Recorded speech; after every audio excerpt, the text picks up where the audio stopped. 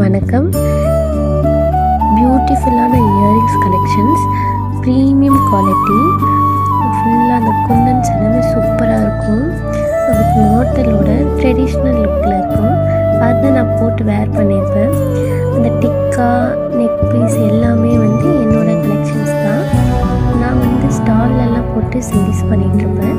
So இன்ஸ்டாலேயும் ஆன்லைன்லேயும் பண்ணலாம்ன்றதுனால first time நான் reels மாதிரி create பண்ணியிருக்கேன். ரஸ்ட் ஆரஞ்ச் வித் ப்ரௌன் தானே ட்ரெண்டிங்கில் இந்த சாரீஸ், அது போட்டால் ட்ரை பண்ணணும்